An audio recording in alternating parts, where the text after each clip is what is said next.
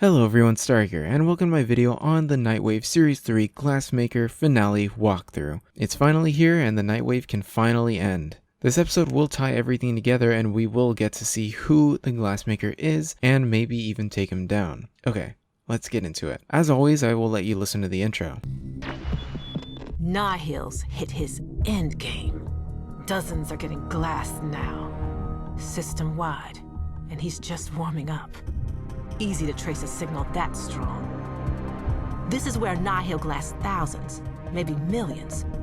Back in the day, this place would have been stacked with pretty glass bottles. Cephalon oubliettes, tiny little hells, each built for one. He's hiding out. We gotta find out where and fast. A little late for that. I'm everywhere now. Hello. Oh, she can't hear us. It's just you and me.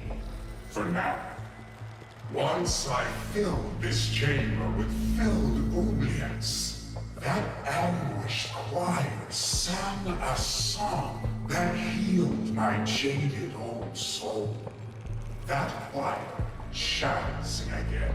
After that intro, you're going to want to look at your surroundings for the evidence pieces. We won't have all the same locations, but some of you might be able to check around the areas that I point out. This map is actually pretty small, so the evidence pieces are very close to one another. First, I went right behind where I spawned and found a Rogan Legum. Next, I completely skipped over this, but right next to the glass where he spawned in front of the corpse are ancient shackles. Right in front of the spawning location, on one of these platforms are shards of glass that are evidence pieces. This evidence piece I found to actually be a little dark. Going towards the right room is a ceremonial sword leaning against this wall, and going into the right room sitting on the bench is a weave conduit. Those are all of my evidence piece locations for this room, and it wouldn't be the Glassmaker if there wasn't a little memorization thrown in the mix. So let's first start off with the legum. The centerpiece in this circle is what you have to memorize, mainly its shape. For the ancient shackles, you just have to remember the number. It can be 7, 13, or 21 for you. The shards of glass, you just have to remember the color of the glass. Mine was black, but yours can be blue or yellow. For the ceremonial weapon, you could have a glaive, dagger, or sword. And finally, for the weave conduit, you just have to memorize the shape. And you're finally out of the puzzle and get to see what happens next.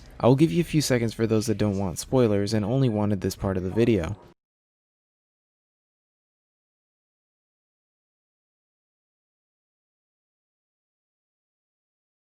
Okay, now that that's done, the Glassmaker now corrupts Nora after she figured it all out. She isn't glassed even though there are shards of glass when she speaks to you. Once you interact with the stone, you will be teleported to the main boss fight against the Glassmaker himself. This boss fight is pretty simple, and here you have platforms that the Glassmaker can break with his sword, floating glass of old pieces of evidence, and the Glassmaker in the center. The first phase of the Glassmaker allows him to swing his sword at you either vertically or horizontally. This is the main way that you can fail this fight, is by getting hit by it and dying. Keep in mind that if you get hit by this sword, it is actually an instant kill. So once you touch it, even once, you die. When he swings vertically, it's to destroy the platforms that you're on, and horizontally is just to end you. His horizontal swing gets very annoying and sometimes will still hit you even if you jump above it, but the main way to dodge either attack is just to jump or roll away from it. Also, you don't die or take damage from falling off platforms. It actually spawns a nice little platform that lasts for a little while for you to get back on your feet. So if you're in trouble or about to get hit by the sword, just jump off the platform. Now to actually do damage to him, you have to wait until he starts shooting his glass at you and make it hit the platform that you're standing on. Once it lands on said platform, you can actually pick it up and throw it at the crystal of evidence. There's actually a method on which piece of evidence you should hit. It goes in order from each faction that you saw.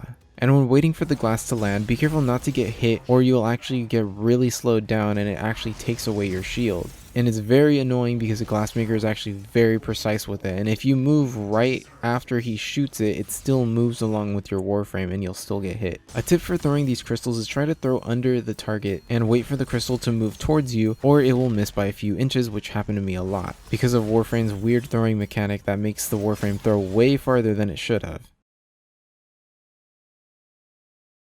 Once it breaks and you got the right one, his health bar should turn red and you can now deal damage. And the only way to do that from here is to actually get another glass to land again and throw it at him directly. Make sure to do this quick because the longer you wait, the more he destroys platforms and the harder it is to get them to land on the platforms. After this begins phase 2. Now he'll teleport around and swing his sword, and make sure to just keep your distance and use the tactics that I gave you in the first part. Otherwise this is just the same phase, but he just moves more and attacks a little more often. Next is the final stage. Now he teleports a lot more and in faster bursts. He attacks faster and is actually more predictable. If you go too far from him, he'll actually shoot a lot of glass that makes it actually easier to throw at each piece of evidence. I actually had to go through each evidence piece because I wasn't getting the right one, and you actually still get more glass pieces to throw at him. But be careful when holding on to too many glass pieces. If they stay on the ground or if you hold them for too long, they will explode and do the same effect and damage if you were to get hit by them directly. Once you finally hit him for the last time, everything goes to a standstill and you finish off the Glassmaker.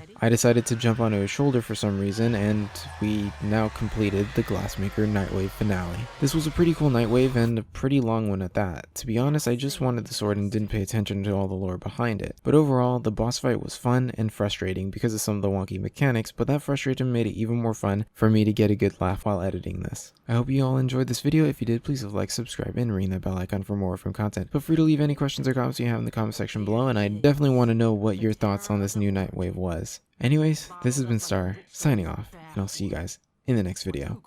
Thank you.